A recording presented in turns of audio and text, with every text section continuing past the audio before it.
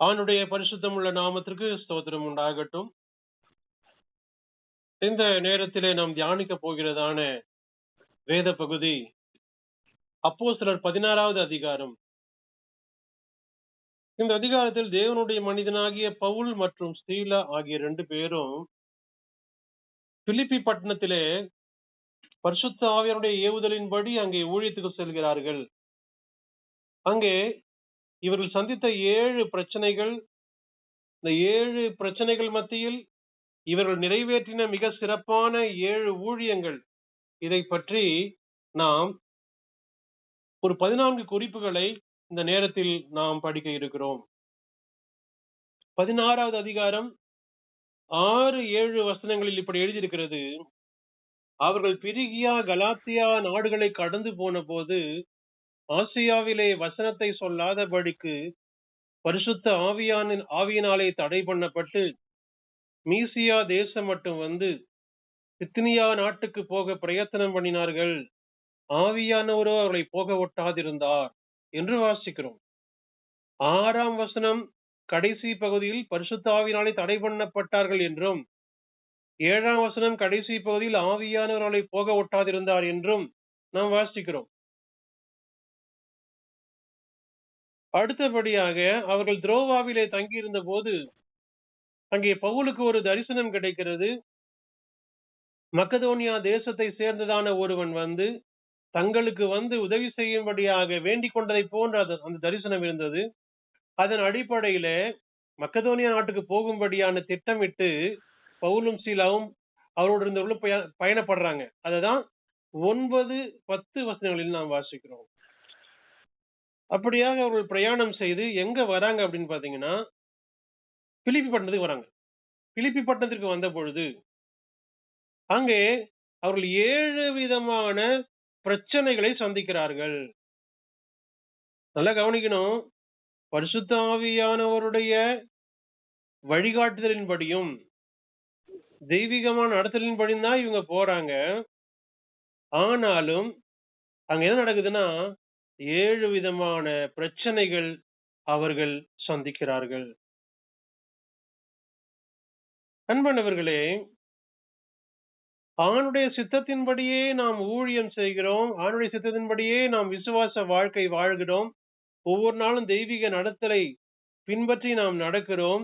அப்படி நடந்தாலும் பிரச்சனை வருமா என்று கேட்டால் இந்த வேத பகுதி தான் நமக்கு உதாரணமா இருக்கிறது. ஆவியானவருடைய நடத்தலின்படி இவர்கள் பிலிப்பி பட்டணத்துக்கு வராங்க. அங்க என்னென்ன கஷ்டங்களை செய்கிறாங்கன்னு இப்ப நம்ம லிஸ்ட் போட்டு வசனத்தை பார்க்கலாம். அப்போஸ்தலர் 16ஆம் அதிகாரம் 22ஆம் வசனம் இப்படி சொல்லுகிறது. அப்பொழுது ஜனங்கள் கூட்டங்கூடி அவர்களுக்கு விரோதமாக எழும்பினார்கள். அதிகாரிகள் அவர்கள் வஸ்திரங்களை கிழித்து போடவும் அவர்களை அடிக்கவும் சொல்லி அவர்களை அநேக அடிகள் அடித்தார்கள் என்று எழுதியிருக்கிறது. இதுல முதலாவது குறிப்பு, ஜனங்கள் அவர்களுக்கு விரோதமாய் எழும்பினார்கள்.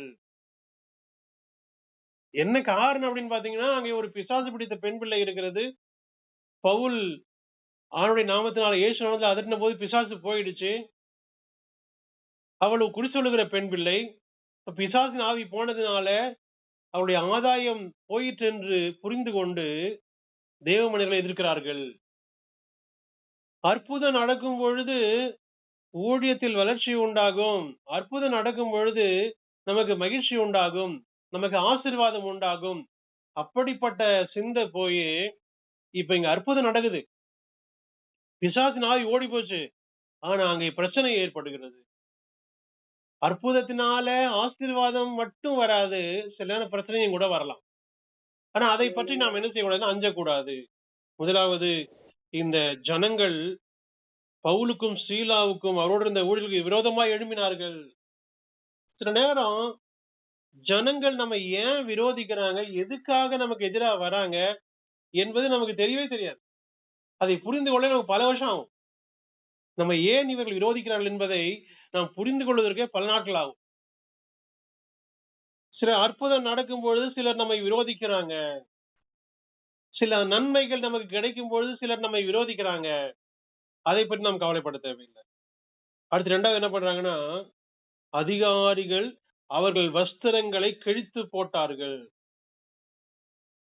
ஒருவர் உடுத்திருக்கிறதான உடையை கிழிப்பது என்பது அவர்களை அவமானப்படுத்துவதற்கு சமம். அது ஆணா இருந்தாலும் சரி, பெண்ணா இருந்தாலும் சரி, உடையை அவர்கள் அணிந்திருக்கிற உடையை கிழிப்பது என்பது அவர்களுக்கு பெருத்த அவமானத்தை ஏற்படுத்தும். அதுவும் குறிப்பாக இப்ப பெரிய கூட்டத்துக்குள்ள அவங்க இருக்காங்க. திரள் கூட்டமான மக்கள் அவர்களை சூழ்ந்திருக்காங்க. கூட்டமான மக்கள் மத்தியில அவருடைய உடையை என்ன செஞ்சாங்கன்னா, இவர்கள் கிழித்து போட்டார்கள். நம்முடைய காலத்தை போல அல்ல. அதாவது இப்ப நம்முடைய காலத்துல நம்ம பிரயாணம் போகும்போது ஏதாவது ட்ரெஸ் கிழிஞ்சுச்சுன்னா உடனே நம்மளால மாத்த முடியும். இல்ல நம்ம கையில பணம் இருந்தா உடனே ஒரு ரெடிமேட் ட்ரெஸ் கிடைக்கும். உடனே போய் வாங்கி வேற ட்ரெஸ் மாத்திக்க முடியும். ஆனா முற்காலங்களில் 2000 ஆண்டுகளுக்கு முன்பதாக உள்ள அந்த காலங்களில் ஆயத்த ஆடையோ, எடுத்த எடுப்புல ஒரு துணி கடையில போய் துணி வாங்கவோ, அவர்களுக்கு ஏற்றார் போல உடையை மாற்றிக் கொள்வதோ மிகவும் கடினம். அப்படிப்பட்ட சூழ்நிலையில இவருடைய வஸ்திரங்கள் கிழிக்கப்பட்டது. அடுத்து 3வது, அவர்களை அடிக்கவும் சொல்லி அநேக அடிகள் அவர்களை அடித்தார்கள் என்று எழுதியிருக்கிறது. 23ஆம் வசனத்துல அநேக அடி அடித்தார்கள். 1 அடி 2 அடி இல்ல. யூத முறைப்படி ஒருத்தர் குற்றம் சாட்டப்படும்போது அவர்களை அடித்தால் 39 அடி அடிக்கலாம். அதுக்கு மேல அடிக்க கூடாது. அதுக்கு மேல ஒரு அடி எக்ஸ்ட்ரா அடிச்சா அவர் மேல் சாட்டப்பட்ட குற்றத்தை கேன்சல் பண்ணணும். அவன் குற்றவாளி இல்லைன்னு தீர்ப்பாகணும். 39 அடி மேல அடிச்சா. ஆனா இங்க புறஜாதி நாட்டுல இவங்க வந்திருக்காங்க. எத்தனை அடி அடிச்சாங்கன்னே தெரியாது. அடிச்சுட்டே இருக்கானுங்க. இவங்க செய்த தவறு என்ன? ஒரு பிசாசு வந்தாங்க, அதான் தவறு. ஒரு பேயை விரட்டின பொழுது இவர்கள் அடிக்கப்படுகிறார்கள். ஆவியானவர் நடத்தி இந்த ஊருக்கு வந்திருக்காங்க. கர்த்தருடைய ஆவியானுடைய ஏவுதலின்படி இந்த இடத்துக்கு வந்திருக்காங்க. தரிசனம் பெற்று வந்திருக்காங்க. ஆனால் அடிக்கப்படுகிறார்கள். கொஞ்ச நஞ்ச அடி இல்ல.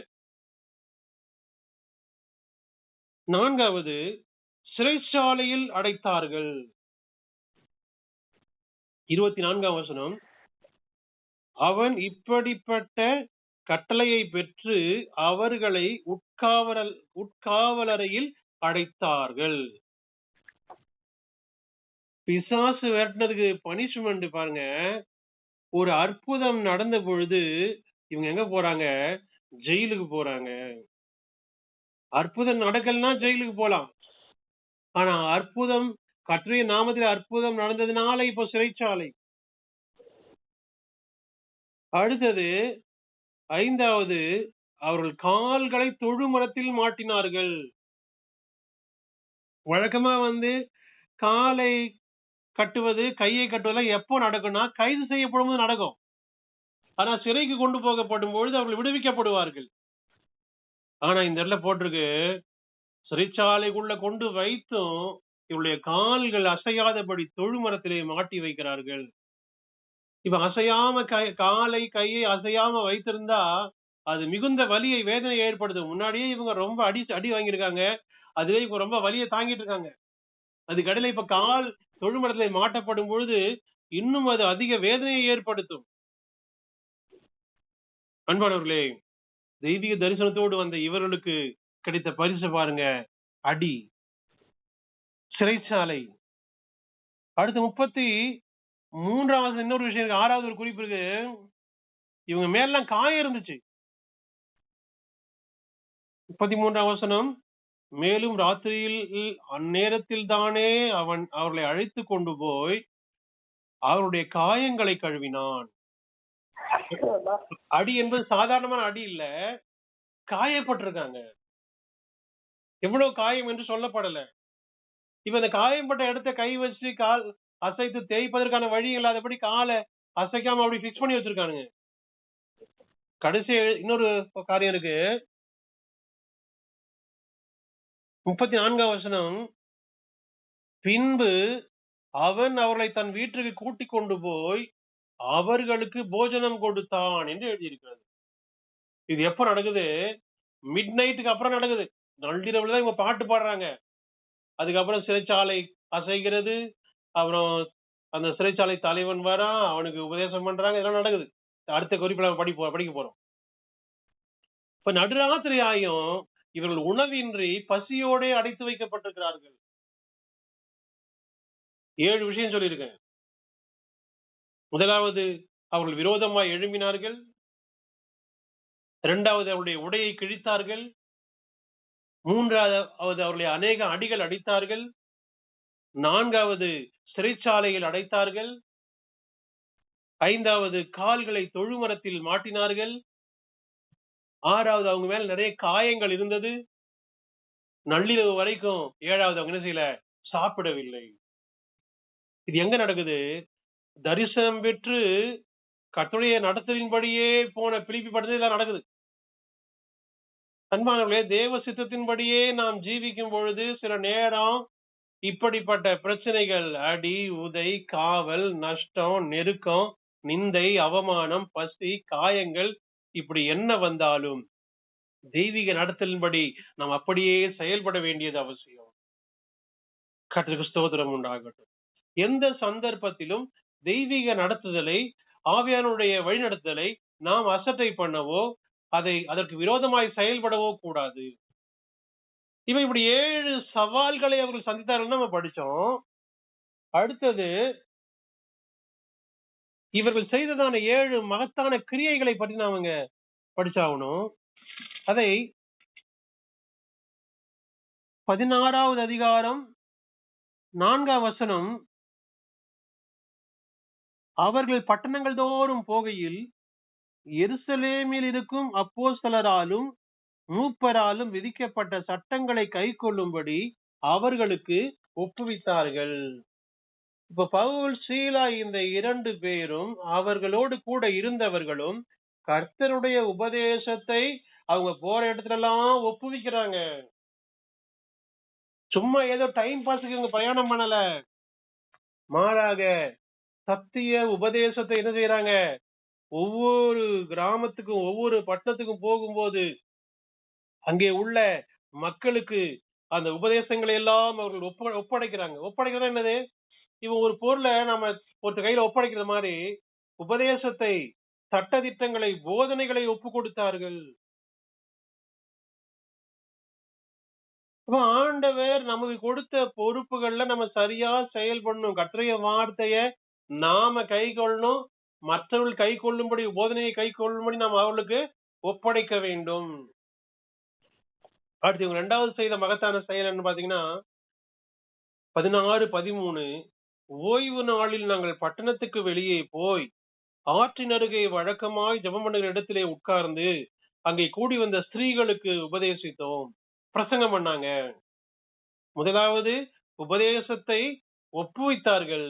2வது என்ன செஞ்சாங்கன்னா கர்த்தருடைய வார்த்தையை இவர்கள் பிரசங்கம் பண்ணினார்கள்.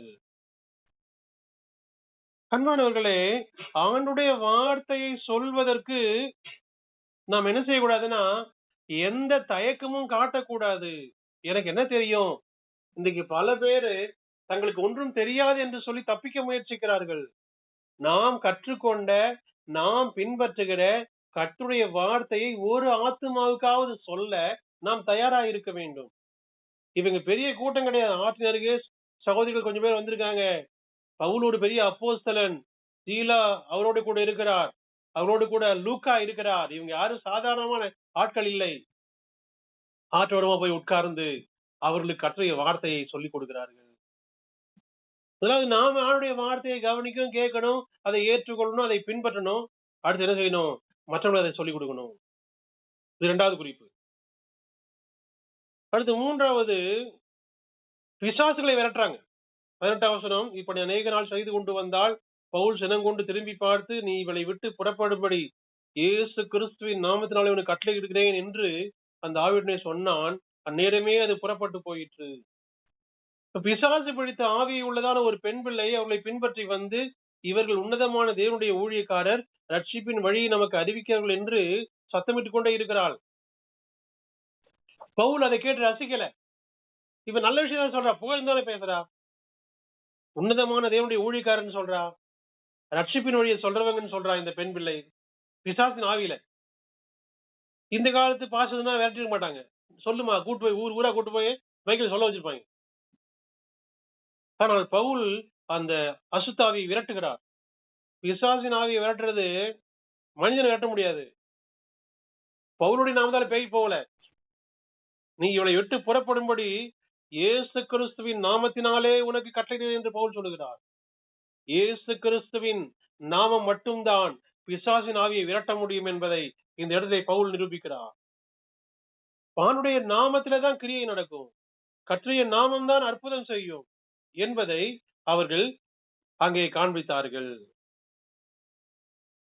அதற்கு பின்பு அடுத்தது 25ஆம் வசனம் 16-25. நடுராத்திரியிலே பவுலும் சீலாவும் ஜெபம் பண்ணி தேவனை துதித்து பாடினார்கள். காவலில் வைக்கப்பட்டுள்ளதை கேட்டுக் கொண்டிருந்தார்கள். 4வது குறிப்பு பாருங்க, மேலெல்லாம் காயம் இருக்கு, பசியில இருக்காங்க, அடி நிறைய வாங்கியிருக்காங்க, தொழுமரத்துல மாட்டிட்டாங்க, இவ்வளவு பிரச்சனை வந்திருக்கு, சிறைச்சாலையில அடைக்கப்பட்டு மிட் நைட் ஆயிடுச்சு. அங்க எப்படி போட்டிருக்கு? நடுராத்திரின்னு போட்டிருக்கு. இந்த நேரத்துல அவங்க கர்த்தரை துதித்து ஜெபம் பண்ணி பாடலை பாடி ஆண்டவரை மகிமைப்படுத்துறாங்க. எந்த வேதனையிலும், எந்த வலியிலும், எந்த பாடுகளிலும் கர்த்தரை பாடவும் துதிக்கவும் வந்துட்டா போதும். கொஞ்சம் ஏதாவது குடும்ப சின்ன பிரச்சனை வந்துட்டா போதும், ஆராதனைக்கு வர மாட்டாங்க, ஜெபம் பண்ண மாட்டாங்க, பைபிள் வாசிக்க மாட்டாங்க. சில எல்லாம் பைபிளை திறந்து படிச்சு பல மாதங்கள் ஆயிடுச்சு. சில ஆராதனைக்கு போய் பல மாதங்கள் ஆயிடுச்சு. எதுவுமே அடிப்படை காரணம் எதுவுமே இருக்காது. ஆனால் இவர்கள் இத்தனை வேதனையிலும் ஆண்டவரை மகிமைப்படுத்தினார்கள். நமக்கு என்ன பாடுகள் வந்தாலும் சரி, என்ன போராட்டம் வந்தாலும் சரி, நாம் என்ன செய்ய வேண்டும் என்றால் கர்த்தரை பாடி துதித்து மகிமைப்படுத்த வேண்டும். அடுத்து 5வது குறிப்பு 32ஆம் வசனம். அவனுக்கும் அவன் வீட்டில் இருந்த யாவருக்கும் கர்த்தருடைய வசனத்தை போதித்தார்கள். முதல்ல சட்டங்களை ஒப்புவித்தார்கள். 2வது ஆற்றறிய இருந்த ஸ்திரீகளுக்கு பிரசங்கம் பண்ணினார்கள். 3வது பிசாசின் ஆவியை விரட்டினார்கள். 4வது தேவனை துதித்து பாடினார்கள். இங்க 5வது வேதவசன உபதேச போதிக்கிறாங்க. யாருக்கு? சிறைச்சாலை தலைவனுக்கு, அவன் குடும்பத்துக்கு ரட்சிக்கப்பட என்ன செய்யணும் அவன் கேட்கிறான். உடனே கர்த்தராகிய இயேசுவை விசுவாசி என்று சொல்லி இவர்கள் பிரசங்கித்த பிரசங்கத்தில் அந்த நைட்லயே அவன் ஞானம் எடுக்கிறான். அவன் மட்டும் கிடையாது, அவன் கூட உள்ள எல்லாரும் ஞானம் எடுக்கிறாங்க. அப்ப எவ்வளவு போதனை செல்வான்னு யோசிச்சு பாருங்க. எவ்வளவு நேரம் பிரசங்கித்தாலும் எழுதப்படல. அவர்கள் கொடுத்ததான அந்த வேதவசன போதனை உடனடியாக அவர்கள் ஞானஸ்நானம் எடுக்க அவர்கள் தயாரானார்கள். அடுத்தது 6வது குறிப்பு, அவங்க என்ன செஞ்சாங்க? அவங்க எல்லாத்துக்கும் ஞானஸ்நானம் கொடுத்தார்.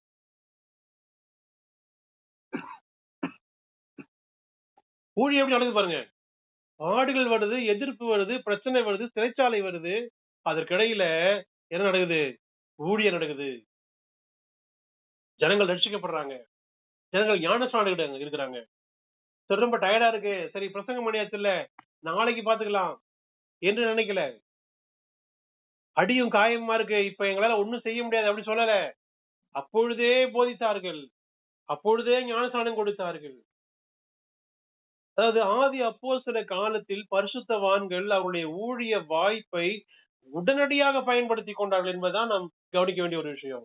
அவருடைய நாமத்துக்காக நம்ம என்ன செய்யணுமோ இன்னைக்கு செய்ய வேண்டிய இன்னைக்கே செய்யணும்.